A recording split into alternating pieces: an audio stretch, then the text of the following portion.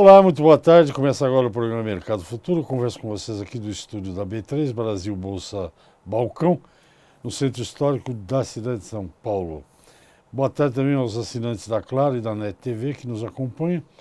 E lembrando que essa entrevista que vocês vão ver agora, ela passa simultaneamente na TV, que vocês estão acostumados a ver, e também no Facebook, no mesmo horário, 13h30, horário de Brasília. E depois de uma semana ela vai para o YouTube e lá fica à sua disposição. Você pode ver, indicar para os amigos, passar link, faça bom proveito e acompanhe o programa. Bem, parece-me, eu estou aqui especulando alguma coisa, parece-me que desde o resultado das eleições houve uma certa mudança no comportamento, vamos dizer assim, dos players da economia, os players do mercado econômico. Não sei se eu estou imaginando coisa ou se isso pode ser verdade. Para a gente saber se tem algum fundamento a minha ideia, está aqui comigo o economista Eduardo Velho, que é conhecido de vocês.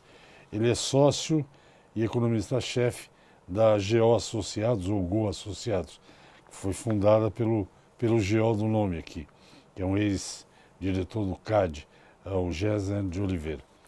Eduardo, muito obrigado, muito prazer em conhecê-lo pessoalmente. Aliás, já tinha conhecido você aqui dos estúdios. Essa minha teoria meio maluca, você está sentindo alguma coisa parecida ou não? Havia uma expectativa grande sobre as ações futuras da política econômica, né?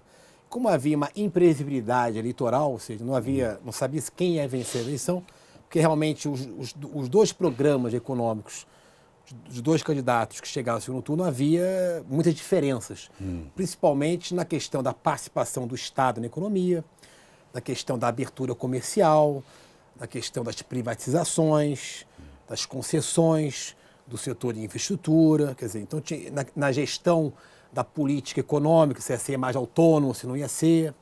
Então me parece que isso já estava refletido, que o presidente Bolsonaro, recém-eleito, já havia uma expectativa positiva em relação à perspectiva das ações políticas econômicas, ou seja, perspectiva de maior equilíbrio das contas públicas, uma perspectiva aí de maior abertura comercial com os mercados da Europa, com os Estados Unidos, ampliar os mercados, os acordos comerciais que nós ficamos muito atrasados nos últimos 15 anos, utilizar durante algum tempo a receita de privatizações, ou seja, a venda de empresas públicas ineficientes para o Estado arrecadar no curto prazo e poder também reduzir as despesas futuras, que é bom para reduzir a dívida pública, com efeito claramente positivo de redução do prêmio de risco país e, consequentemente, uma redução dos juros que as empresas vão tomar financiamento externo lá fora. Quer dizer, todos os efeitos positivos já estão refletidos nos preços. Não é à toa que a Bolsa chegou a um patamar de 70 mil pontos e hoje está na faixa de quase 90 mil pontos. O dólar, que chegou a 4,10, 4,20 no ápice dessa imprevisibilidade eleitoral, hoje está na faixa próxima de 3,70 ali na vizinhança. E os juros futuros tiveram uma queda claramente consistente nos últimos 15 dias, de praticamente 2 a 2,5 pontos percentuais, e mostrando que o comprometimento com a inflação baixa e juros mais baixos também deverá ser a característica desse governo, comprometido com a parte fiscal.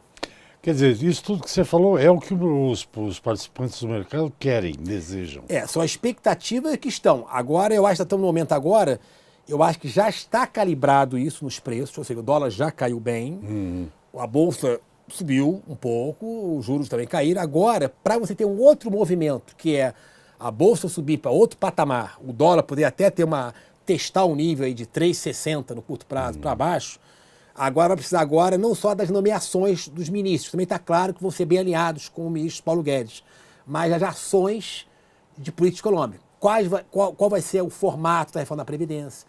Quais vão ser as chances de aprovação? Qual vai ser o ajuste fiscal de curto prazo? Como é que o governo vai negociar aí os acordos comerciais? Quer dizer, toda essa linha de ação agora precisa ser colocada para os investidores analisarem a probabilidade desses cenários e, se ficar claro que é bem provável, o cenário continuaria positivo. Perfeito. Quer dizer, o mercado já precificou a eleição do Bolsonaro. O Brasil vai mais à direita, Sim. ou uma economia mais liberal, enfim. O que eu queria te perguntar é o seguinte, Dá uma revirada aqui. Nessa situação, já que você trabalha na área de macroeconomia e tal, os investidores, quem está investindo seu dinheiro agora com juros declinantes, dólar declinante, e não estava comprado na bolsa, o que faz agora? Não, eu acho, olha, nós estamos vendo até na própria consultoria, né, uma demanda maior de projetos aqui na economia brasileira, quer dizer, solicitações de consultoria, pareceres sobre projetos que estão lançados. Estamos verificando aí interesse de grandes players internacionais na área de concessões do governo, de infraestrutura portuária, aeroportuária, rodovias, quer dizer, ainda tem muito espaço. O Brasil é um dos poucos países do mundo que tem uma ociosidade, tem um espaço de crescimento e, consequentemente, os investidores da Europa, americanos, estão ávidos também em expandir e aumentar a sua taxa de retorno. Então, o que está claro é que nos últimos 15 dias aí, muitas empresas já estão anunciando investimentos, já com maior previsibilidade aí do cenário, aparentemente positivo, e uma retomada do crescimento. Eu acho que os indicadores de confiança caíram muito até o terceiro trimestre, mas já há alguns sinais aí, indicadores de confiança já retomando, tanto do nível de confiança empresarial, como a nível do consumidor. Principalmente o índice de expectativa, não de situação atual. Isso é um sinal claro que tanto os consumidores estão percebendo que a sua probabilidade de perder emprego é menor, ou a probabilidade de aumentar o consumo vai ser melhor, porque vai ter uma perspectiva melhor com juros baixos, com inflação controlada, e uma perspectiva de maior investimento para as empresas, que vai gerar mais emprego. E os próprios empresários também parecem mais confiantes que essa política econômica deverá ser diferente, uma política mais aberta, mais ao setor privado, e que a dinâmica do crescimento agora para o Brasil precisa mais do setor privado do que do setor público. Porque o Estado hoje está com mega déficit, tanto a nível discricionário como na despesa obrigatória. Há um problema estrutural de previdência que tem que ser equacionado. E não adianta você fazer proposta de aumentar gastos se está com déficit. Você vai aumentar mais o endividamento e vai ter que cobrar mais juros. O mercado vai exigir mais juros para carregar o título do governo, para financiar o governo. Então, qual a melhor estrutura hoje? É ter um governo que priorize que, olha, o crescimento vai ser puxado pelo setor privado. E, na verdade, o setor público vai ser importante para regular isso, para criar um ambiente positivo de negócio. Me parece que é isso que eu estou vendo e já há sinais claros de retomada, ou pelo menos desbloqueio de alguns projetos que estavam parados, que estão saindo aí já do radar, principalmente na área de tecnologia, eu acho que infraestrutura, a parte de energia eólica, que já está crescendo há anos também, de forma expressiva, também está com uma perspectiva muito boa. Parte do varejo, que sentiu muita recessão do governo Dilma, me parece que também há sinais interessantes. O crédito, sistema financeiro, bancos, tem um espaço ainda razoavelmente bom para crescer, com uma inflação baixa. Então, me parece que o cenário, moderadamente, eu estou otimista. Tem influência no mercado, Eduardo, essa discussão se o Brasil deve ou não deve usar as reservas cambiais, uns 400 bilhões, e juntamente com essa pergunta, essa questão da independência do Banco Central, que é muito discutido, mas eu acho que eu mesmo não sei muito bem se vai melhorar o Banco Central ser independente ou não. Me parece uma coisa razoável que você nomeie um presidente para o Banco Central. Fique lá 4 anos ou 5 anos, acho que isso não tem muito a ver. Como é nos Estados Unidos, aí termina, o presidente que tiver de plantão nomeia outro. Vamos ao intervalo, você responde daqui a pouquinho. Eu converso com o economista Eduardo Velho, mostrando aí para vocês o que pode vir por aí, o que deverá acontecer no Brasil no cenário econômico. A gente volta rapidinho, até já. Ok, estamos de volta. Eu converso com o economista Eduardo Velho, da Gol Associados, ou GO Associados, e eu já fiz as perguntas para ele antes do intervalo, sobre Banco Central e sobre os 380 bilhões que o Brasil tem de reservas. Só lembrando, pelo que a gente falou no intervalo entre nós aqui, essas reservas elas tiveram uma certa importância numa dessas crises por aí, mas Sim. A palavra é tua, explica aí. Banco Central... Na época do Plano Real, né, eu participei do segundo mandato, de 99 a 2002, inclusive foi quando eu peguei já a negociação com a FMI já estabelecida, né? Em 98 nós chegamos a uma crise cambial, né? O Brasil tinha uma queda muito forte das exportações, nós tínhamos um déficit externo de conta corrente muito elevado no Brasil, recorremos ao FMI Em 98, em 99, o Brasil fez aquela flutuação da banda do câmbio, que subiu bem o câmbio. Mas depois foi tudo ajustado, a inflação voltou a recuar, o câmbio. Então, agora, ali foi importante porque o regime de câmbio era administrado, você tinha que defender o dólar, o câmbio administrado até 98. Então, você tinha que tirar a taxa de juros alta para você segurar o câmbio. Então, nesse caso, você se endividou muito, tinha uma dívida muito elevada, e o custo de você ter reservas é exatamente esse juro alto que você paga para ter reservas, você comprar dólares e ficar com o seu dinheiro. Se você não quisesse, você podia vender os dólares, adquirir os reais e financiar o déficit do governo. Quando você segura o dólar, você paga esses juros.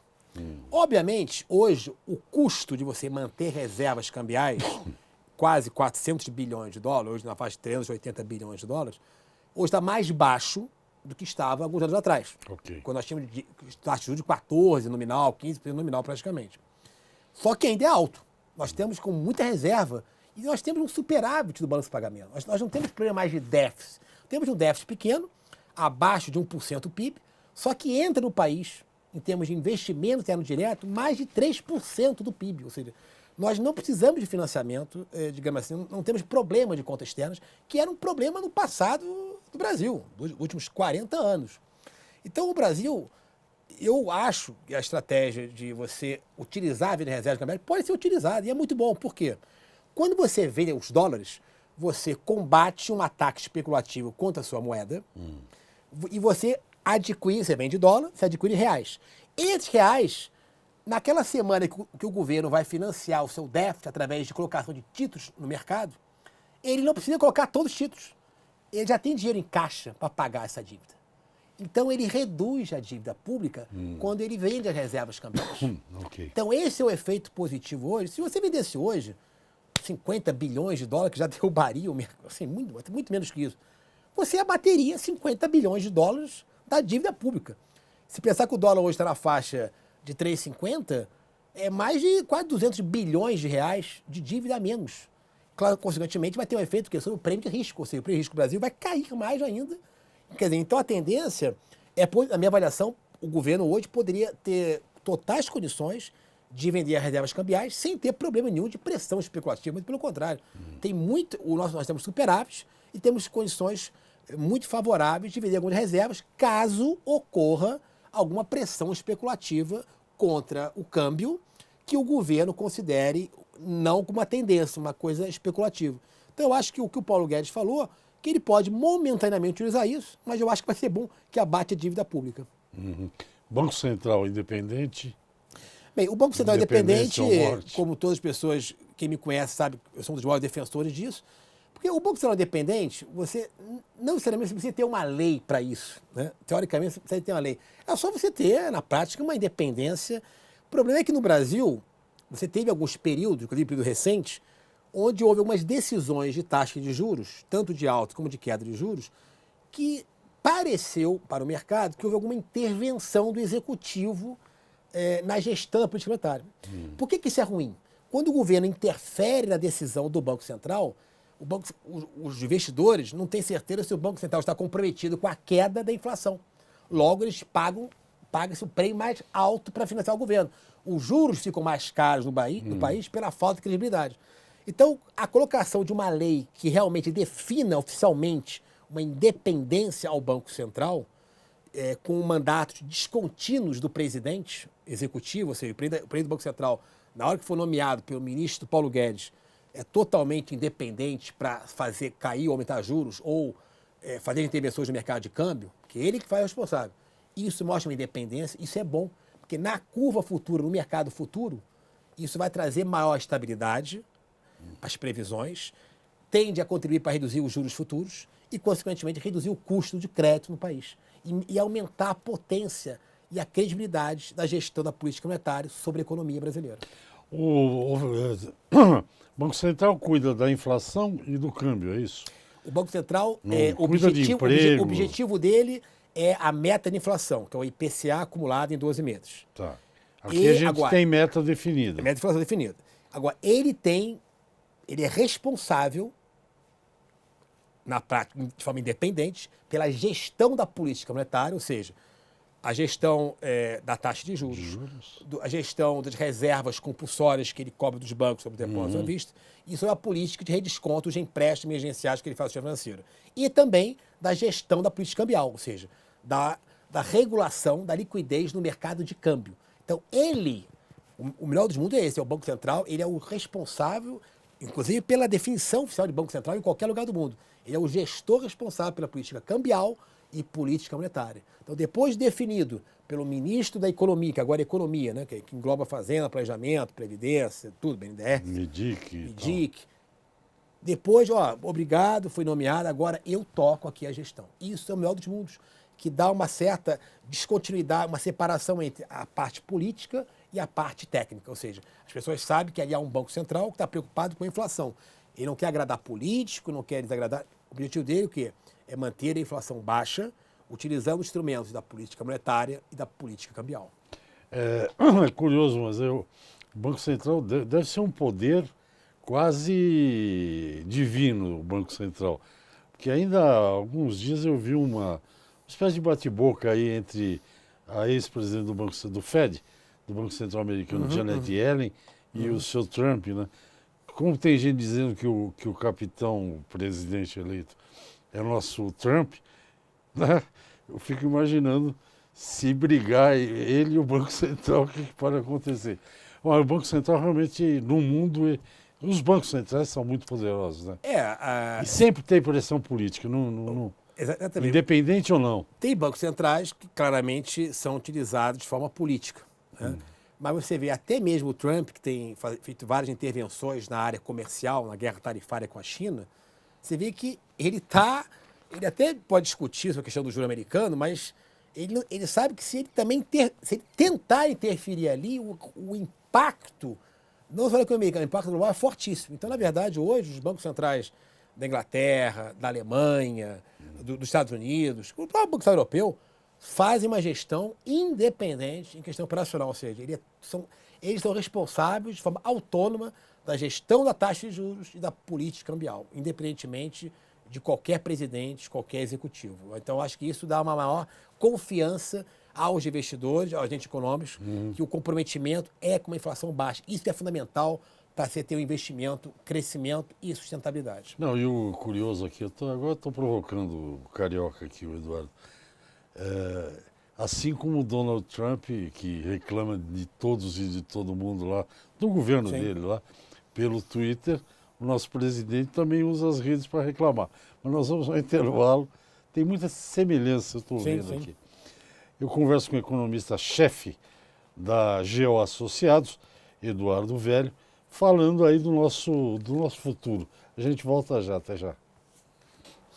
Ok, esse já é o terceiro bloco, ao meu lado o economista Eduardo Velho, da GO Associados, falando aí das coisas que podem acontecer. Eu acho que houve, e tem a ver com a economia, que é a sua praia, eu acho que talvez eles vão aprender logo, mas saíram alguns comentários que têm importância política, econômica, perdão, que eu acho que é treinamento de equipe, de declarações, por exemplo. Quando eu, que sou um cara ligado ao agronegócio, também ao agronegócio, ouço, não sei nem se foi comentário, se foi uma fake news, porque é tanta coisa que devemos cortar um pouco a nossa relação com a China, eu me arrepiei todo, não tem cabelo, mas arrepiei todo. Porque na área do agronegócio a China compra 60 milhões de toneladas só de soja, sem falar do resto. Você deve conhecer o Paulo Guedes, eu pelo menos não conheço, mas você talvez conheça. Não há perigo, isso é treino de assumir o poder. Você concorda comigo isso? Eu acho que é uma transição, né? Eu acho que os dois não têm ainda aquela experiência do executivo.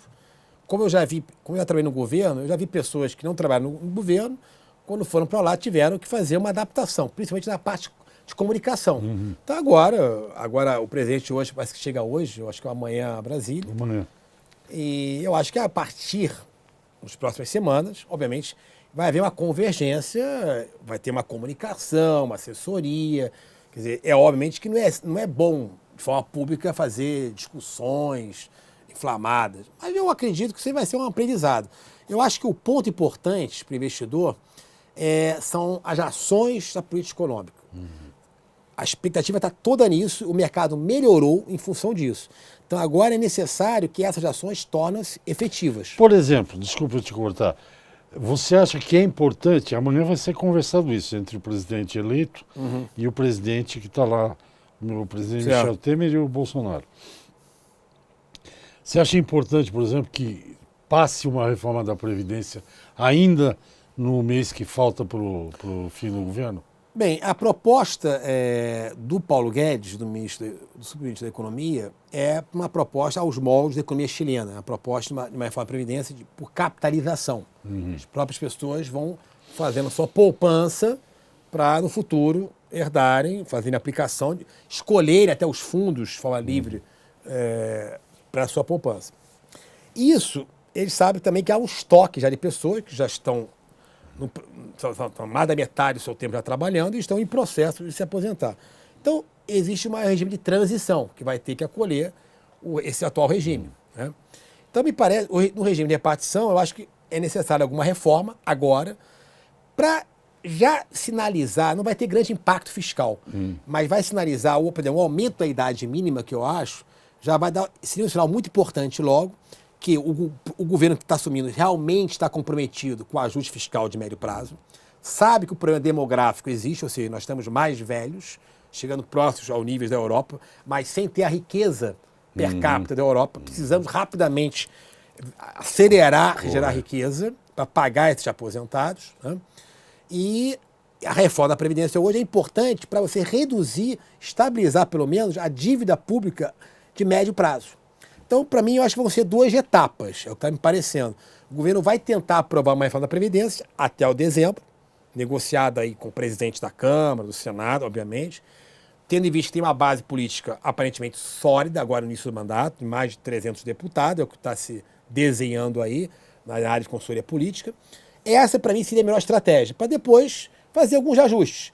Não acredito agora que vai ser uma grande reforma, mas agora também se deixar para janeiro, fevereiro, também não vejo o pior dos mundos. O que é importante é sinalizar a estratégia, qual é o formato dessas reformas, desse cronograma, e qual é o impacto disso. E reconhecer que no ano que vem o impacto da Previdência é pequeno, você ainda vai ter um déficit muito elevado, e você precisa de privatizações, leilões de concessão, de infraestrutura, para trazer recursos, até que a economia cresça de forma consistente, e a partir de 2020 você realmente tem as chances, até mesmo reduzir o déficit primário, conseguir mais arrecadação. Eu acho que, fazendo isso, reformas até graduais, o ideal seria uma reforma ampla, óbvio, mas eu acho muito difícil acontecer logo agora, estamos faltando 2 meses para acabar o atual governo, mas se aprovar alguma coisa já seria importante. Duas coisas eu queria te perguntar. Uma é a seguinte, nós vimos, claro que o Paulo Guedes deve saber isso melhor do que eu, mas nós vimos que reformas com muita gradualidade, como fez o Macri, que é um cara que eu acho que é... Tudo bem, tem um amigo meu que diz que o inferno está cheio de boa intenção, mas o Macri me parece um cara bem intencionado, que quer de fato melhorar a Argentina daquele desastre kirchnerista e tal, e ele está quebrando a cara, né? Já quebrou e tal. Isso por um lado. Com a questão da Previdência, eu vou ser muito elegante, porque eu aqui no meu programa, eu já disse várias vezes, sem ser economista, com relação à reforma da Previdência. Ou se faz, ou ninguém vai receber nada daqui a algum tempo. Você foi mais educado, sim. Mas é mais ou menos isso. E tem que aproveitar o começo de governo. Eu acho que até o primeiro... Não foi o Simons que disse que exatamente, tem que aproveitar o início do mandato, acho que há um consenso sobre isso. E lembrando o caso da Grécia. Nós temos pouco tempo de programa, só para você... Só para finalizar aqui um ponto que eu acho que é importante. Hoje a despesa do governo primária, obrigatória, que não pode cortar, é 92% do orçamento total. A Grécia, em 2012, no pico da crise da dívida soberana europeia, chegou a 100% da despesa. O que quer dizer isso?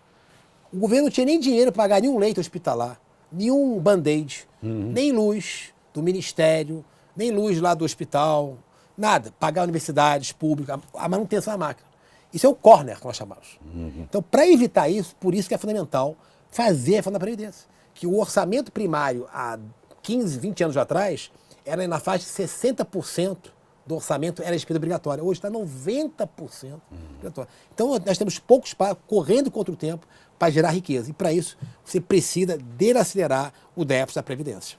Tá ok. Muito obrigado. Nosso tempo acabou. Eu conversei com o Eduardo Vero, sócio economista-chefe da AGO Associados, que é uma consultoria, e parece que virão tempos mais agradáveis por aí. Pelo menos é o que acho que todo mundo está esperando. Não é questão ideológica, é questão de sobrevivência. Muito obrigado, até a próxima conversa. Obrigado. Gente, todo dia de segunda a sexta tem Mercado Futuro. Até lá, tchau.